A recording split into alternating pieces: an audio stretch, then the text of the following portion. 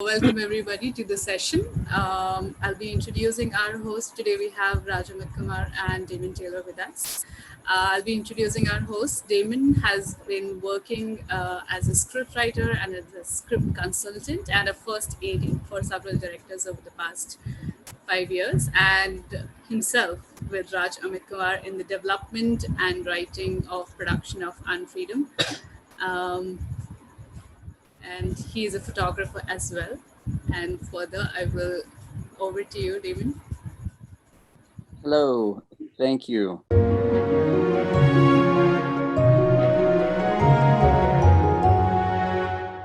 Yeah, as she said, I am a filmmaker and a photographer, originally from the Midwest of America.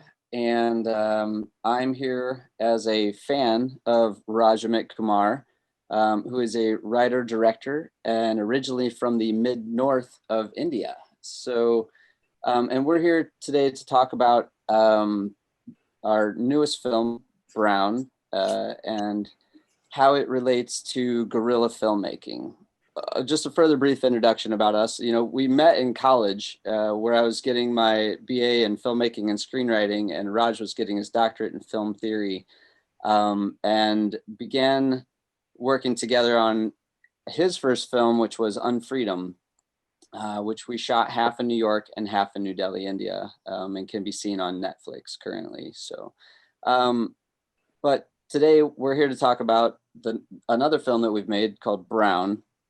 And I'm going to pass it over to Raj to give us a brief description of what Brown is about. Oh, I didn't know you were going to throw a curveball. Yeah. I thought we were just going to talk about guerrilla filmmaking, but okay. What is Brown? Brown is Brown is a story of an illegal immigrant who arrives in Montana, America. We don't know where he comes from, and we follow his journey in the city, and we kind of get a mysterious understanding of this guy. We're not sure who this person is and what is he here for, and then he starts making friends and enemies, and he rescue a white orphan girl. And he's chased by ICE agent, which is a immigration and customs enforcement in America, all through the film. It's a story that shows his trials and tribulations in trying to find a home in America. I just won't give the ending, but I guess rest I've kind of given you what the film is about. Yeah. And so to get to the point of our conversation today, why do you call Brown a guerrilla film? So I guess the first major question to attempt here is, how you define something to be a guerrilla film, right? I mean, I guess the most important and simplest definition is it is guerrilla because I can behave as guerrilla and decide one day that I'm going to go ahead and make this film, and I don't need to go to any other gatekeepers to say yes to my film, right? I have to figure out, do I have enough resources around me? Can I go ahead and find resources that I don't have with me to be able to make a film that I want to make? But I guess the main difference, how I define it, is you are probably not going to the usual film industry gates and knocking there in terms of how the film will be funded or who will say yes to it, and if then you can start making your film or not. So I guess that sort of is the first starting point for me. Depends, different people having different amounts of wealth can make that guerrilla decision also. But then another I guess important question becomes, it has to be a very, very low budget filmmaking, in my definition, right? Low budget by the standards of whatever is called low budget. So if I specifically when it came to Brown, for me it was I just had to see how much is left in my bank and my credit cards, Let's start from there. And then if I can make phone call to 4 of my friends who I can steal money from and then run away with it, I guess that's just good. I can go ahead and make a film, and after the film is over, then we'll see, if they still want to be my friends or not. So I guess, yeah. So I guess second important aspect here is low budget filmmaking, right? Extremely low budget filmmaking, and so I guess that's sort of the main thing. But let me say 2 more things in terms of this sort of definition of guerrilla filmmaking and sort of separating it from what we define as independent filmmaking or what we define as mainstream filmmaking. So the term independent filmmaking has for a very long time, it's just been a very, very gray term, right? So you see films that are being called independent films, but have been backed by studio, have major names behind it, right? So I will call my first film, Unfreedom, more of an independent film than a guerrilla film. The approach, the only difference probably between Unfreedom and Brown is that Unfreedom was made in much larger budget than a Brown, and Unfreedom still followed several traditional ways to raise money. We still didn't go to the industry sources to raise money. We went to industry sources in terms of the cast and the crew and all that stuff, but we didn't go to sort of industry resources to raise money. We still took a sort of very indie house approach for Unfreedom. But the big difference here between Brown and Unfreedom is the size of the cast and the crew, the budget that we had, and Brown was just completely, all that was sort of gone when we were making Brown. So I guess usually filmmakers go up after making their first film in a certain budget. I went down. But you know what? I somehow fell so much in love with the process that happened with Brown. And I'm still very very much committed personally. Though I am making a much larger project now. My next project is much larger than the first 2 I have done. But I'm so passionate about still going back and trying to make guerrilla films. So let me add one more thing. Sorry, Damon, you asked one question. I'm just going on and on and on. All right. I mean, I was just gonna let you get to a point where we can get to the next question.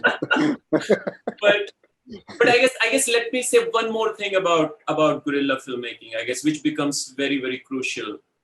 The kind of stories you can tell, right? The kind of stories you can tell by being a guerrilla filmmaker, I don't think you'll be able to tell if you go the mainstream path, right? So if you have a very niche story, very sort of a personal experience, nobody's gonna say yes to it.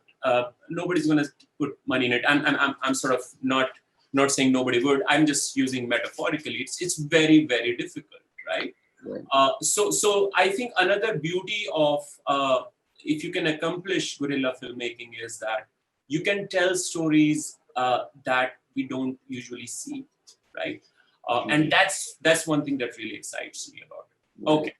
Yeah. So just to summarize, I mean, guerrilla filmmaking, it just based on everything that you said, is we're looking at low budget films made specifically outside of the traditional system of finding funding, finding crew, and also kind of targeted an audience that is not probably going to be a large money-making endeavor. It's about telling a story that probably can't be told in a studio setting with a large budget, because they're not going to find, or they may or may not find, the same audience. So a film like Brown came up because we were in a small town. We liked the location. We also liked the community, the people, and there was a story to be told there.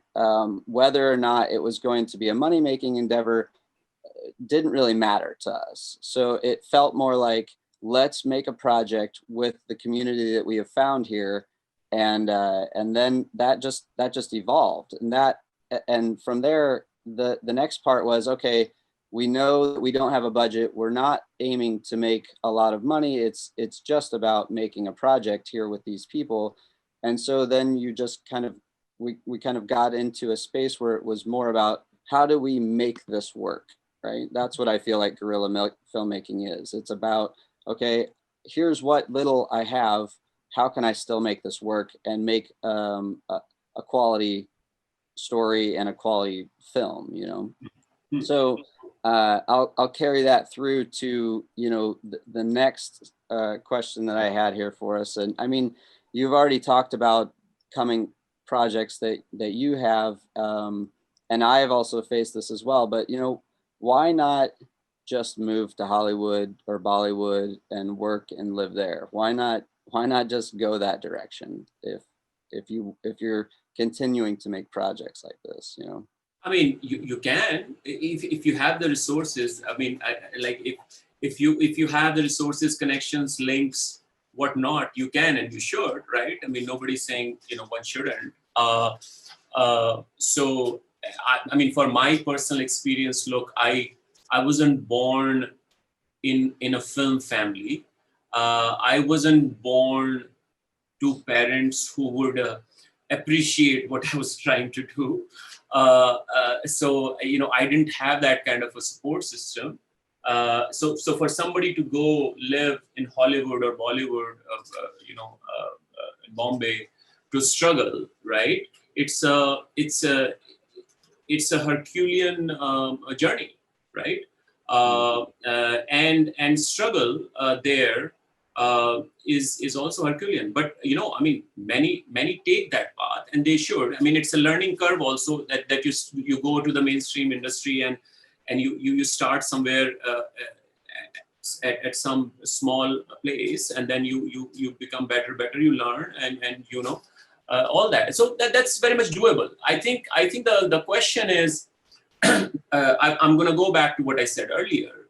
The question is, how are the stories that you want to make, they are going to get greenlit? You know, that's the question that everybody faces, right?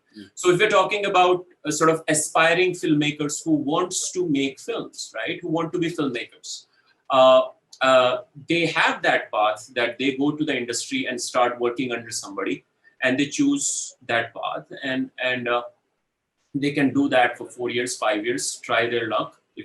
But again, what I'm trying to say is if you want to tell stories that are not the genre films, that are not the films that are going to fit into what, I mean, even if they fit, right? So let's talk about some huge problems when it comes to the mainstream cinema, right? You gotta have a big name that somebody can fund your film, right? I mean, unless you have a star.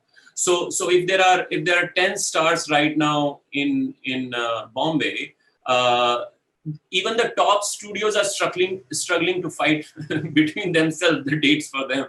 So imagine for somebody who has no resources, no connections, you know, how the hell that's going to even happen, right? You know, what I'm trying to say through guerrilla filmmaking is that, you know, if you are passionate, and if you are talented and you are ready to put the hard work behind it, yeah, then today the resources are available, right? Godard said it one time so long back that, you know, when cinema is going to become as cheap as pen, probably we'll see more democratic cinema. So I still don't know. I don't want to use those terms, democratic cinema or anything like that. But what I'm saying is that probably today is the time where technology has arrived at a place that we have the resources in terms of, at least in technology, to make a film very cheaply and to then take it to the audience as well. So the gatekeepers are not just standing at the point of where do you get the money to go ahead and make your film, but the gatekeepers, the bigger and biggest gatekeepers, standing at the distribution channels, right? You have made something. How are you going to take it to the audience, right? But today, with help of internet, that's a possibility, right? It's a huge possibility, but it still is a possibility. It still needs a lot of work. to be able to to achieve that. So I guess that's a journey that anybody who wants to make films, they have to pick and choose how I want to go about making my cinema. Yeah, I would say then the other main thing about that is that and this happened in Brown as well, is that by not going to Hollywood or Bollywood, but trying to make a project within a space like Butte, Montana, or even St. Louis, Missouri, or wherever you find a space to make your project, you build a community, you become a part of a community, or you make the community there. And I think that community, one, as the ones making the film, but then also the ones that are supporting the film, your audience or your fans, or which is all a part of social media. I think what I'd like to pass the question off to you is, how does community, especially in our digital world, affect filmmaking, for a project like Brown, or even for a large studio project? How do you see that? Yeah, I'll talk more specifically to guerrilla filmmaking, like how sort of a community can be central, and in most cases usually is central. So I mean, there are two kind of communities, right? One is your audience based. So I think for any filmmaker who's going to decide to make a film, it doesn't matter which system they are making it in. You're always going to ask the question, who's your audience, right? And when the question, so in guerrilla filmmaking, usually the mainstream answers won't work. You cannot very broadly say all women above 40 is my audience. You cannot say all of India is my audience. I mean, so you have to, the more niche you are in your audience, the more, the better off you're going to be. Right. So I think you have to give up the idea of, let me make a film and it should sit right with the whole world, or sit right with the largest. No, I think you need to target. So once again, what kind of films we want to make and we should make. I guess that's probably another question we should deal with that. Because I think that's just kind of very important with it. But let's say you decided to make a film about a small city. So something that is very specific to a very city. Yeah, right. A story that is so very specific to that city that people in that city will be very excited about your project, right?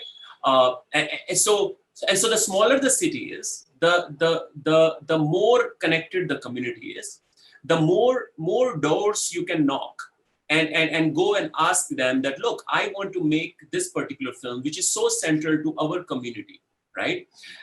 Would you lend me some money and buy some shares in this film, right? And you can get 50 investors, 100 investors, get a small pool of money to go ahead and make your film. And then, I mean, it is the same community then it is that small city that becomes your first and major audience, right? That whole city, because everybody's tuned into probably whatever issue that you are, expressing in your film. And even in terms of distribution, even in terms of your social media following, it becomes nice, because then you are targeting your energies towards marketing only towards that particular audience first, right? So that is one very essential aspect of guerrilla filmmaking for us to know our audience very, very clearly, and the niche it is, the better it is, and really tap into that audience from the very get-go when you have decided to, which we didn't do in Brown. I mean, we are crazy people who just started making the film. But if I have to advise and go back, and probably in the next guerrilla film I shouldn't do that, is from the get-go, when you are deciding to make your film, you should tap into that community. You should start building relationships in that community. You should start building that audience so they know about your film and they can participate throughout that journey. You can run Kickstarter campaigns, which probably we'll talk about. We need to run one now for the post, but so because that community knows about your project, then they will be tuned in. So that's one aspect of it. And I think second aspect that you were discussing about community is that city and that the location where you are making that film, right? So we are so grateful still to Butte, Montana, that when we arrived there, we were embraced by the local people, right? People allowed us, our crew to live in their houses. People sent food. People gave us locations for free. So much of help happened, and that happened because the whole Butte, Montana knew that there is these people who are making a film in Butte, Montana. So and we were able to energize a lot of people that we are making a film there. The police department opened their doors for us. We cast the cops there. They're part of our film, who are actual cops in Butte, Montana. So that that is, I think, very, very essential, because that way you're gonna, like we were talking about, it's a low budget filmmaking. That can only happen if there is a gang of people who are behind you, helping you, make this film. Yeah. Yeah. So, but that community then helps us produce the film, right? But then after that, then it comes to the social media space, and like we had talked about before, marketing and distribution, which comes into a digital community space. So you were talking about finding a niche market or a niche audience, and whenever you get past the production part and you get into the post-production part and you start to get to distribution, is when you start to realize, okay, how do we build this it's not even, I don't know if it's fans, but just an audience that is interested in the project that you made, right? And that's an important step I think to think about before we even produce the film. But can you give us a little bit of let's just talk about a little bit, why do people support films in general? Why do you think that people would support guerrilla films? Why do people watch films? Why do people support something? I think that's just a very, very broad question. I don't know how to answer that, but again, I can answer based on what I mentioned earlier, like the niche your audience is, right? So if your film is based on a certain issue, so let's say Brown. We take example of Brown. Brown is a story of an immigrant experience in America, right? So if I start talking about who could be the audience of Brown, right? So first of all, America is a country of immigrants, right? But not all look brown. So there are sort of brown immigrants, and a lot of them in America. So that sort of is the first sort of breakdown from the larger audience, right? Then within that audience, within the immigrant community, there are people who are tuned into the issue of immigration, right? Who are tuned into this as a very large problem, and as we know that this is becoming problem around the world, right? I never thought in my lifetime I will see in India immigrant becoming an issue. It's just like it's a surprise for last 2 years, the kind of uproar we are seeing in the country because of the nonsense that has come up. So then, there is a large section of people who are tuned into the issue of immigration, who wants to somehow participate, involve themselves in that conversation, right? And so that sort of is the starting point for me to say that, okay, these people would be interested in watching it. So now how do I tap into that audience, right? How do I go to that audience and tell, look, there is an interesting film out here? If you find it interesting, can you support it, right? But those are sort of, I will say, the first people that I would call the audience of my film. Yeah. What was your question in general? Like, it was just Well, originally, I mean, I started with why do people support films, but yeah. yeah. I guess and there are cinema lovers. There are people in general who wants to support alternative cinema and tired of mainstream crap, right? I mean, there's definitely that. There are people who will support then a theme like we just discussed. So I think, I mean, that's broadly, I don't know what else to. Yeah, I mean, all of that is pretty much what I was looking for. But I'm also, I guess, what I'm talking also about is that, at some point, either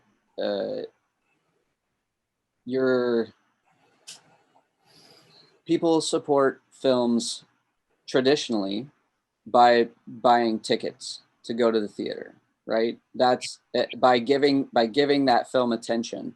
I think guerrilla filmmaking is a little backwards.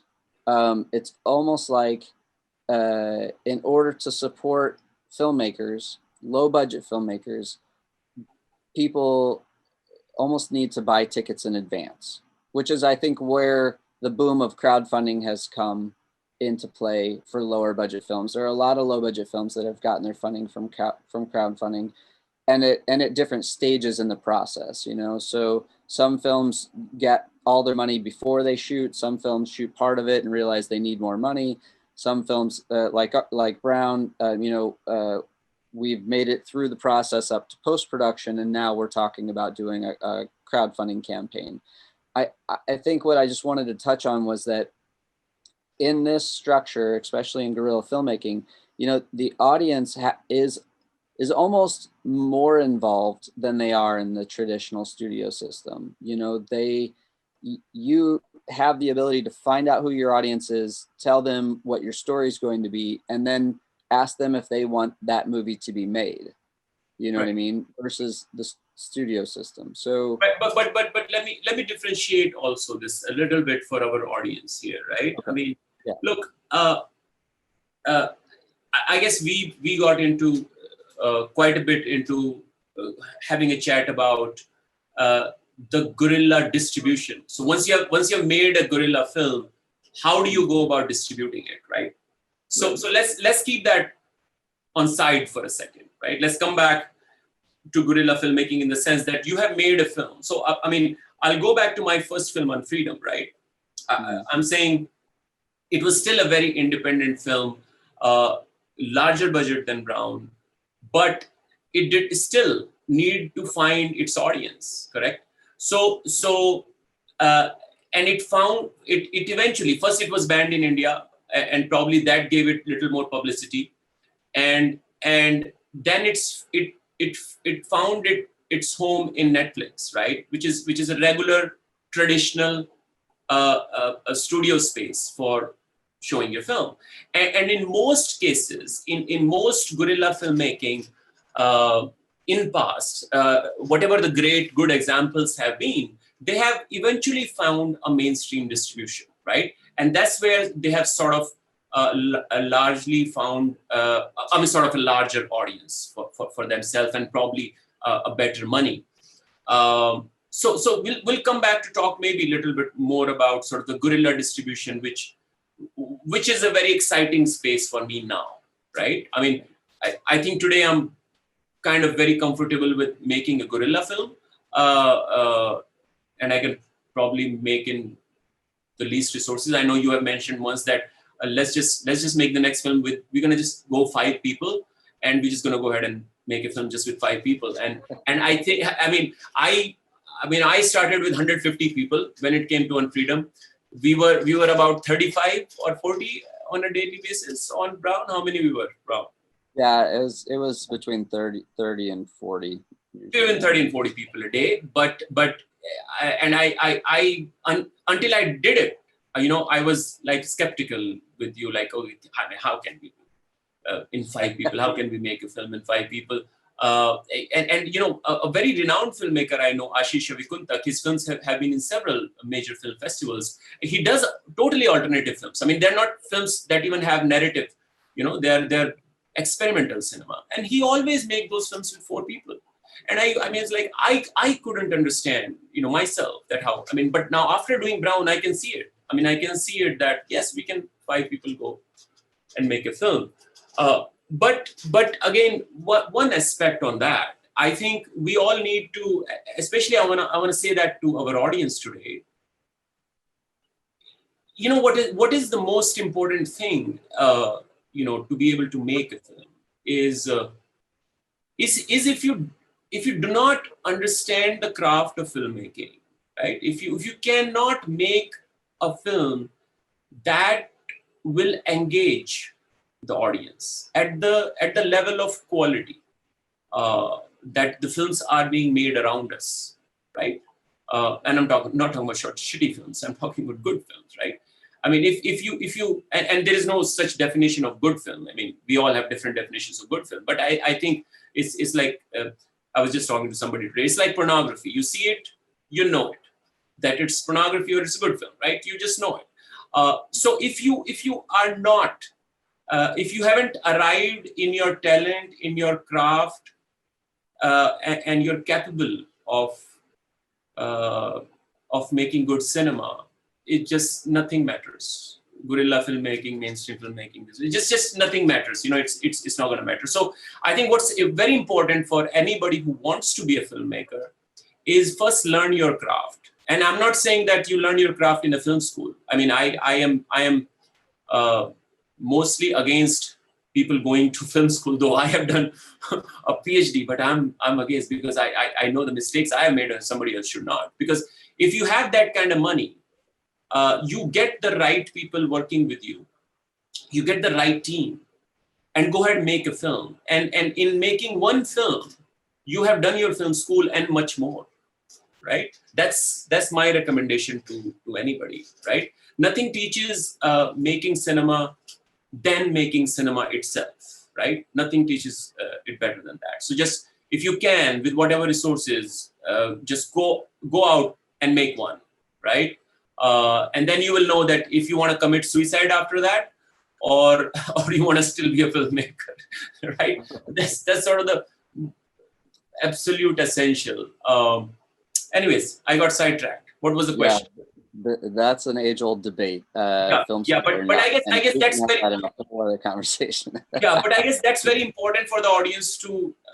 I believe that everybody who is here listening to us, they are somewhere have the deep desire and passion to be filmmakers, right? Mm-hmm. So I guess for me it's kind of very important to put that out there. Sorry, but what was the question?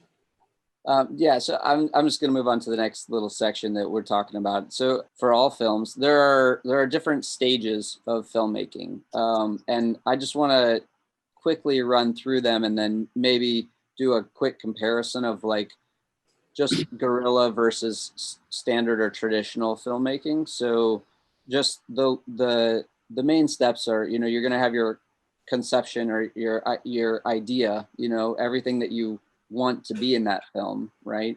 And then depending on how you approach things, I see a lot of people go to scripting next, and then I would say that maybe you should go to funding next, but so scripting and funding, or funding and scripting, however you prefer to go. But and then you get into pre-production and production and post-production, and then obviously there's distribution and festivals, and then completely wrapping out the film. But I just want to focus on the conception of the idea through post-production and maybe just doing a quick comparison. So do you have any thoughts on the difference between conception of idea from guerrilla to standard? So I think when you think of a guerrilla film, you have to kind of again just go back and ask yourself, what is even possible, right? And I go by very old Dogma 95 rules that were at one time promoted by Lars von Trier, that, forget the lights, do everything natural light, right? Forget sets and props, find real locations and not pay for them, right?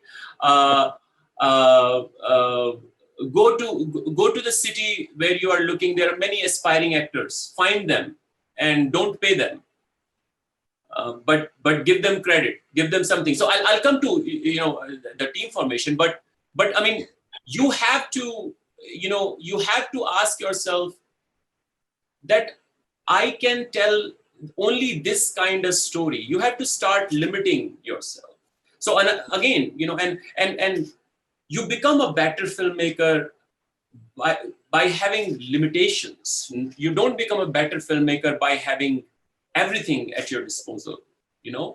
Uh, Again, I'm going back to Lars von Trier. He has a beautiful film, Five Obstructions, in which he takes his I'm forgetting the fellow filmmaker and his protege at the time. He gives him an obstruction, that this is the restriction for you to go at a certain place and make this film, but you cannot do this, right?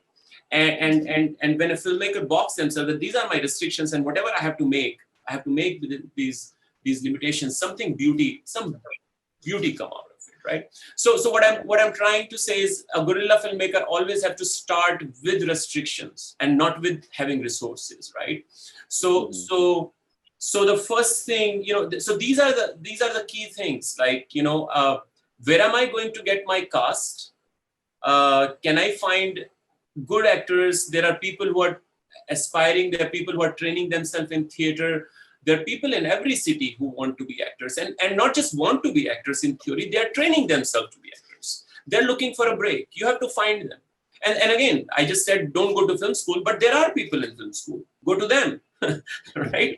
Get them to work with you, right? There are people who have trained themselves for 4 years in making film, but they still don't get a break. You go to them and collaborate with them, right? So you have to find a cast which you don't pay. You have to find locations which you don't pay. You have to say, we are not doing a costume design here. We are not, we have to go that kind of a cinema where the regular real costumes of whatever the cast I'm bringing will work or will beg from somebody and whatnot. You have to say, we are not creating any kind of set. We're going to find props and we're going to use them. You're not going to blow up cars, right? So you're not making that kind of film. Even renting a gun for your film is going to cost. So you have to ask yourself, do you really need a gun? But again, it also boils down to what kind of story you are really passionate about telling. But I'm still talking about these restrictions, because once you have these restrictions very, very clearly in your mind, then you can probably start thinking as a guerrilla filmmaker, right? So I think one is this, which I'll say is a starting point, which I call like pre-production. Before you even conceive your idea, you ask yourself, what is the idea on which you'll be able to restrict yourself to make films, right? And then I guess one of the very critical element is that if the story you want to tell is not coming somewhere from deep within you, right? If it's not something that's very deep, passionate, and you are urging and dying to tell that story, then I don't know if you will be able to carry that weight of guerrilla filmmaking for next 2, 3, 4, 5, I don't know how many years it's going to take you to finish that film and take it out, right? You have to be able to wake up the next day and say, you know what? Yeah, I'm going back to this because this is so deep. So if you're going to borrow a story which you are like, okay, this is good because it fits this it will work in festival, and it is that, or it is in that genre. Look, it is so exciting because look, there is a film happened that like that, and I'm doing that kind of a film, and maybe mine will also be successful. So if you're making film because of all these things, I doubt you can carry the passion for 3, 4, 5 years. I think you can only and not carry the passion. Also, what is also important, you have to motivate the people who have agreed to come with you, right? I mean, that's one of the biggest tasks a guerrilla filmmaker have, is building a team that believes in that project as much as you do, and they're not gonna go back to their families and lives, but work with you on your film for a long stretch of time and without getting paid anything substantial, right? So if you do not have that much passion for that film, I don't know how you can communicate to anybody else that be passionate about this project. So I'm gonna stop there just for a second, because there was a question earlier and it relates to all this. But just to summarize real quick, what you're saying is the difference between the conception of the film for Guerrilla versus standard or traditional is like, I mean, the first limitation is money, but then after that, you're making a conscious choice to limit yourself within a certain box that you want to create this film. And that can be, okay, I've chosen these 3 actors, or, I am only going to use non-traditional actors, or I'm only going to, whatever your rules are, you then begin there. And then you start to make your story and your everything kind of within that realm, versus traditionally, I think that the idea is someone writes a script, maybe they have limitations, maybe they don't, and then they try to make that budget fit that script, right? So that's one thing. But I want to fast forward to some pre-production stuff, because I know that people are interested in this. We had a question earlier about, like, how do you get your connections? You talked about, not paying cast, and most of this is out of necessity, but also how do you, someone was asking, how do you find cast members or crew members that are willing to join you on this obviously hard journey? How do you find your connections to find your cast or to find your crew? I think a good example for that would be to say, how did I find you? How did I convince you? And you have been in my school, wait a right away. Wait a second. You have been in, I mean, we have become pals for like last what 10, 12, 15, I don't know. I mean, it's like 10 years, 12 years, 10ish, right? So how did I find you? I think what I said to you is probably I must have said to most a different, I mean, depending on who they are, it's a different language, of course. But I think there must be something central which I must have said to you that you joined. And then when you started working with me, something must have happened that kept you going with me, right? So our partnership became, but and you can describe that to audience. But what I'm saying is that that's the only way you can make films, right? You have to have solid collaborators, solid team that hasn't come to work with you because of monies, right? They have come to work with you.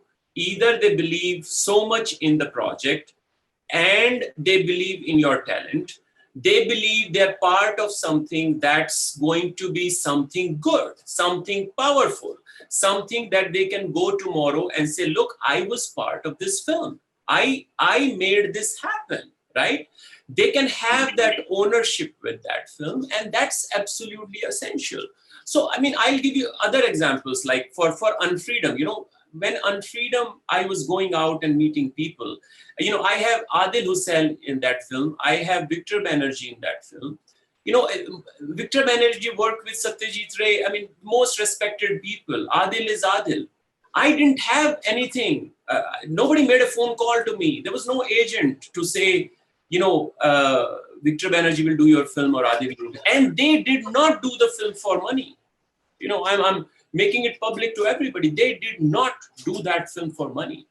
They believed in what they read, and they believed in what I told them about the film. They totally bought that, and they did for Unfreedom what they usually would not do for any mainstream film, right? They were more behaved than the new divas we had on the set. So I'm trying to say the most experienced people came and gave everything to that project because they believed in that project. So again, I go back to saying your work, your story, your script, what you're trying to make has to be that strong. You have to have put that much hard work in it. And then, yes, you have to convince them. You have to convince people. So you can go back now, say how I convinced you. And then, probably that's the theory I use. And then probably everybody can use that if they can. Yeah, I think it's a good example. So for me, I would say originally I was not sold on the idea, but I was sold on your passion about the idea. And I saw things in the story. We're talking about Unfreedom now. I saw things in the story that I was like, what he told me makes a lot of sense and is a smart and important story to tell. What was in the script wasn't there. And that was where our conversations began. And then once we got to the point where it was like production and we knew things were going to be hell because there was a lot of things to work out and a lot of inexperienced crew were heading departments and there was just a lot to do. There was a lot of setbacks in the beginning. I think the thing that I would say bonded me to you was your drive. I remember telling multiple people that I just knew that you wouldn't fail. I knew that you wouldn't give up. And I feel like any filmmaker, if you have a passion for something, people see it, and I knew that no matter what, that project, you weren't just going to let it get to a certain point and fall off. And it's interesting because I personally have worked with a lot of first and second time directors, but the ones that I've worked with have always finished projects. And there are a lot of unfinished projects out there, but I think it's because I personally feel that thing or explore that thing in the person before I commit to the project myself. If I don't think that person's going to finish this, or if I don't think that they're even going to put forth the effort that I do, because I'm a driver too, so, and I think that this all kind of goes back to Brown as well, that the community that we found that came behind us, they were coming behind us as people. Mm-hmm. I mean, I'm sure that they believed in the project and I'm sure that they wanted to be a part of a filmmaking process, but I know for a fact that you had an impact on people. You convinced people with your attitude and with your own drive. And then I had people that connected with me as well, and together we were able to kind of build this community. So, the people asking, how does a low budget film find their crew and find their cast and convince them? I think the first thing is that you believe so deeply in yourself and that you will not quit no matter what. And it's going to get hard and you just know that you're not going to quit. Other people read that, and right. I think that but let's answer that question also in terms of like, where do you find them, right? I mean, where do you really find them? So I guess I would say by the time I was making Brown, I kind of had my core people, right? I had Damon with me. I had Hari, who had shot my first film. I had Atnu. And these are renowned DOPs and renowned editors. For everybody to know, Atnu Mukherjee just edited Serious Men, Sudhir Mishra's film. He directed Rukh, Manoj Vajpayee's films. He's editor on Brown. He's editor on my first film, Unfreedom. Hari Nair is the sort of most renowned DOP in India in today's date. I mean, he, Sriram Raghavan, Rajkumar Hirani are the same FTIA batch. And these people had become part of my life and my filmmaking world by the time Brown, right? But when I was starting Unfreedom, I didn't have that, right? So how do you find these people? I guess you start looking around. There are several resources on internet. I mean, I don't want to get into which button to click, but there's several resources on internet where you look for which are the people working in what areas, who fit in, what you trying to do, right? Who would you like to approach? And I think, this is one very important thing I want to say. In most cases, we become our own gatekeepers first. We start to feel that somebody is so big. How and why is he going to listen to my idea, right? So either your idea is that shitty that you're not yourself confident in it. You have to be that confident. So once you have surpassed that, then there is no such thing who is how big. You have to knock doors. You have to keep knocking. And recently I heard Manoj Vajpayee saying somewhere, it's like many people knock until it opens. Otherwise I fucking kick that door and make it open. And you know what? You have to have that kind of a drive. And there is no harm in hearing no from people. What's the worst somebody's gonna do to you? They're gonna say, no, man, just stop bothering me. But you have to pest people, and then you need one yes, and that one yes can bring 5 more yes. So you have to have that drive. You have to look around what people you want to work with. Again, I said, look around. Like you want to be a filmmaker, you will be easily able to look around with even just help of social media these days. How many people out there who wants to be a filmmaker? You can look at their work, reach out, say hello, say, I want to make something, you want to make something. You have to dig and find, right? There is nobody just, sitting there. It's like, and the resources are endless. In today's world, resources to reach out to people are endless. So yeah. Hello, sir. Hello. Sir, I really loved Unfreedom. It was beautifully made. Sir, I had a 2-part question. One was like in the mid-film when the lovers finally find each other and you go to a beach place, and so there's a marry of magic realism and realism. How did you think about it? Was it like earlier written in the script, or did you just thought about it and having it? And so second thing is another scene-specific one. When the daughter gets raped by the police officer and the father is looking at her, there comes a point in time when she really doesn't care. And like she really detaches herself from the physicality to the morality that is, kind of made. So I really loved that scene, and when they both look at each other at the end. So if you could talk about these 2 scenes, that'd be great. And also if you could know how to get that synergies and contact you later. We are getting away from the guerrilla filmmaking subject though, so I don't know how much audience who are here would, but I'll still answer it. So I was laughing at what you're saying. How did I came up with that magic realism scene? Is like, because nobody had an idea. It was never in the script. And one morning I wake up and Damon is sitting here and he knows how the fuck that happened.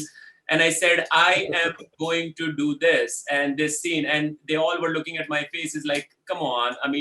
How? Where are the resources? What the fuck are we doing? Where are we going to shoot this kind of nonsense? And how does it fit in there? And all that. And that's one of the things that a filmmaker should believe their gut. Because until today, anybody who has watched Unfreedom has always come back and talked about that scene. And it's just like, so that gives me confidence today and forever, that if something is deep in your gut to say that this needs to happen while you're making it, then go ahead and do it, however you do it. So I don't know where it came from, but it was a dream one night. It wasn't a dream, but I'm just saying, I wake up in the morning, I said, I want to do this. So that's that. Yeah, it was a nightmare. It was a nightmare for everybody else. True. Then the second question. So what about that moment? As a question you were asking, what about that moment? So I really loved it if you could just talk about it, like, because there was this beautiful conversation about rape that happened, that it's not just it's not just the physicality that gets raped, it's mostly an emotional experience. And when you had the father talk about it, so there was like a lot of conversation deep within, no dialogue. So if you could just I just rather let it be. Okay. I rather not say anything about it, because some things that are in films, then let them be like the way they are. A filmmaker should not really explain or talk about what was created unless it is kind of essential. I think that's a moment that people will find different meanings and different empathy to what happened there. But yeah. Thank you, sir. Yeah. Hi. So my question here is that when you say that you will be asking people out, and well, if it's a guerrilla film, like you said, like Brown, and not an indie film, and a place where you do not have an Adil Hussein, you are doing it with actors who do work for a day job, and they need money for a survival. Other ways around. Now the times are in a way that they're not getting that money also to survive around, because there is less and less work, and you'll still have to make do with them, and they'll need money to survive. And let's say, like, it's a hypothetical situation, but tomorrow something comes up, you have a shoot in a week and you have some funds, you're not paying the DP, you're not paying the lead actor, tomorrow something happens, or they might require some sort of a money. It can be a very minimal amount, but it could still hamper the shoot or the plan that you have for budgeting. And well, it's happening to me currently. I mean, I'm sorry for all of this. How do you how do you and still proceed to make out this Guerrilla? You're asking me ethical and moral question, my friend, and I think I always have Damon and I would usually fight on most issues of this kind. He always come from a different place. I always come from a different place. And I think, I'm kind of, look, on one hand, I like to say, when it comes to this kind of a creative world, here is very simple thing to it. If there are budgets to something, right?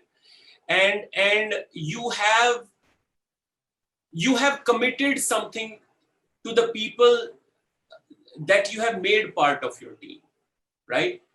You should do absolute best to be true to your word, right?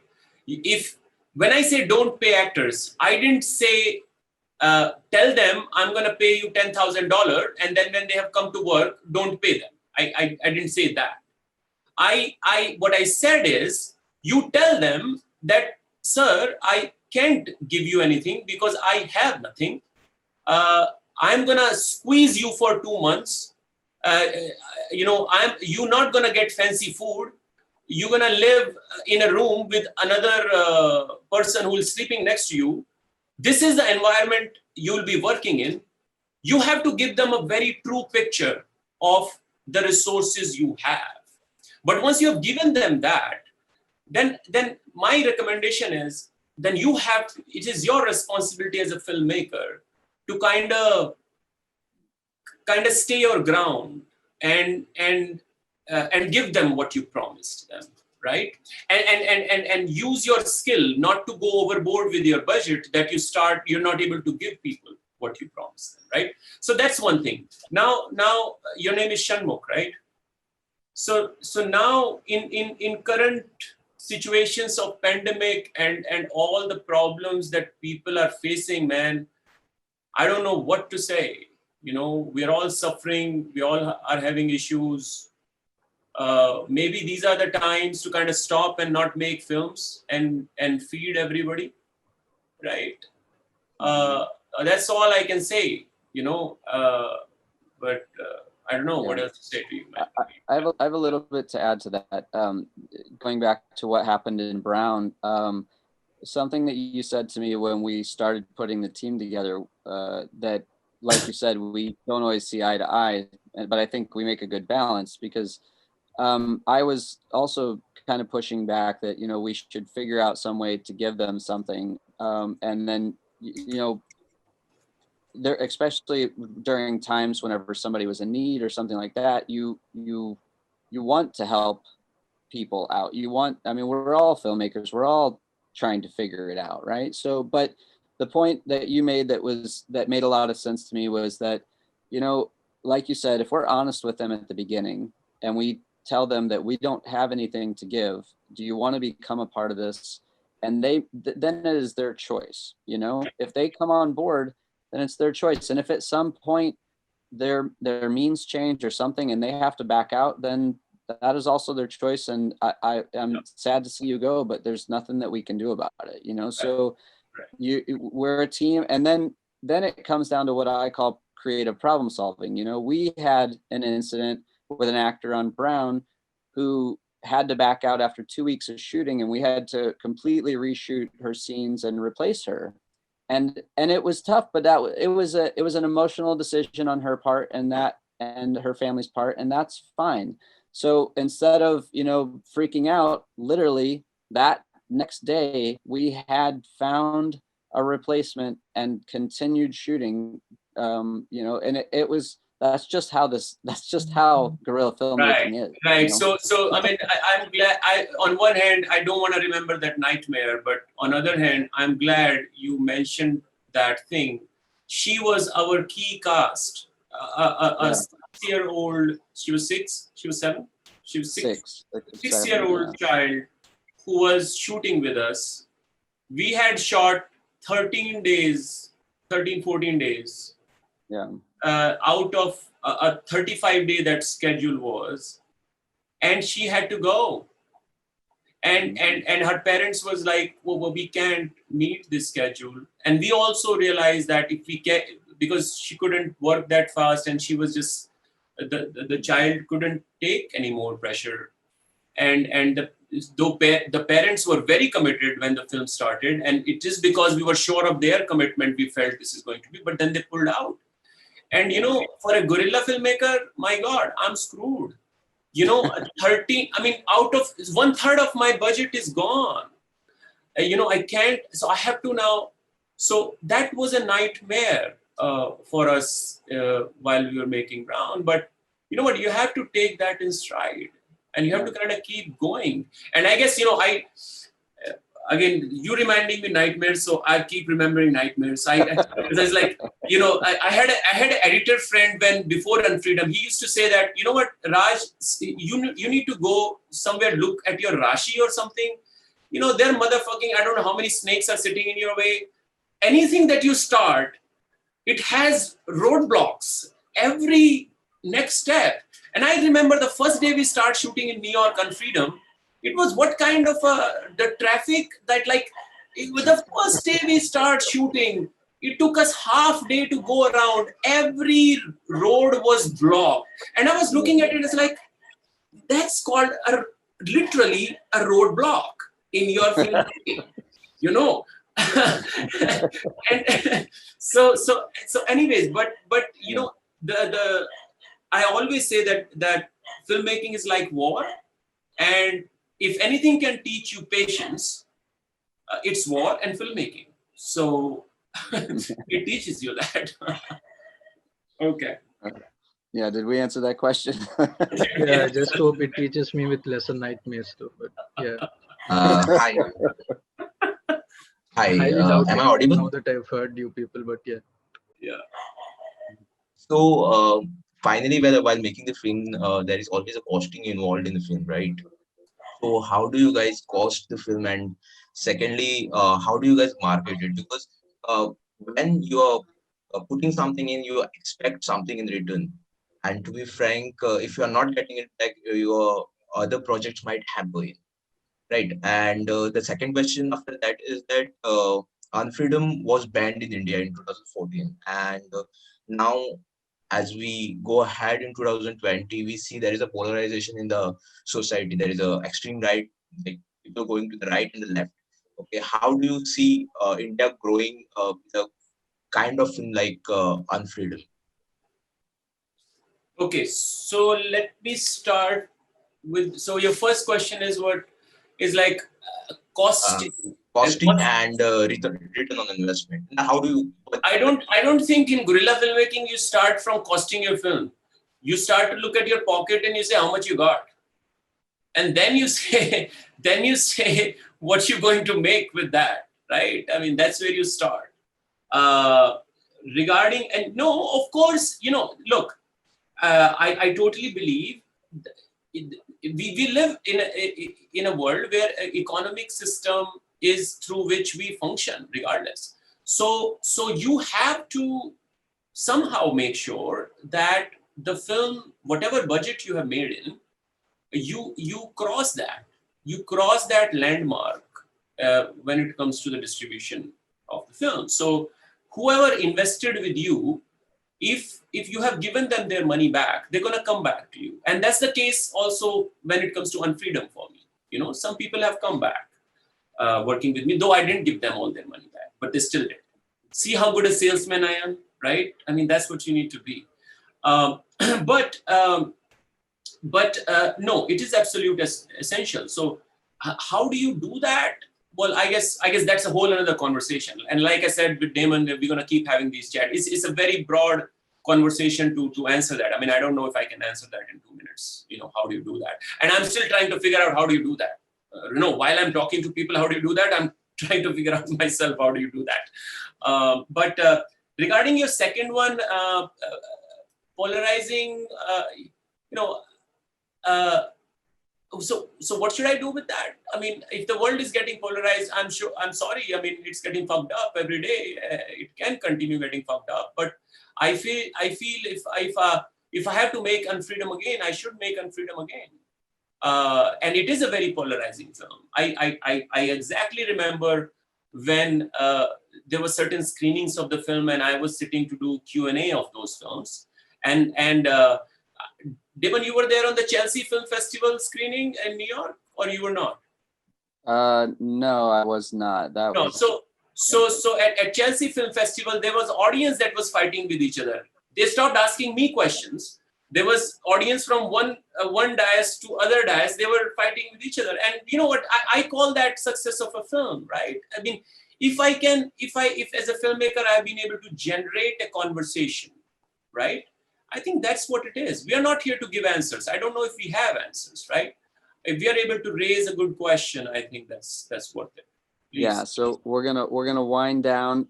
We're gonna be doing these kind of conversations again in the future. Maybe we'll get deeper into distributing guerrilla films or other aspects of this. If you're on the Facebook Live, then go ahead and leave some comments down there about what you'd like to see videos about in the future. Yeah, can I take a minute to say what you just mentioned, Damon? Like, so I am personally getting more and more motivated about guerrilla filmmaking, right? Like, I want to tell my audience here, I do have a major project now. Like Damon was asking, why the F you don't go to, I should say, why the fuck you don't go to, I like to say things which can be censored, should be censored, don't go to Bollywood, right? So I have arrived there and I have found a bigger project, but I am so passionate about this whole guerrilla filmmaking thing. And I want and hope that more and more people become guerrilla filmmakers, because that's the way important stories are going to be told. Through the mainstream channels, never important stories are going to be told. So we're gonna keep doing these conversations on our sort of platform. Facebook, Brown the movie, and then Instagram is Brown movie, and I think Twitter is also Brown the movie.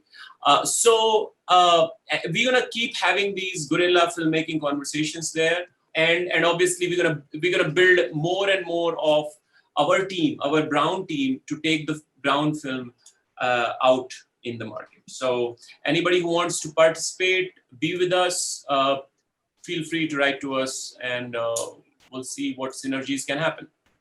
Thank you so much, sir. Thank you so much, Damon. Thank you for having us on. Thank you. Thanks a lot. Good night. Thank Yeah. you.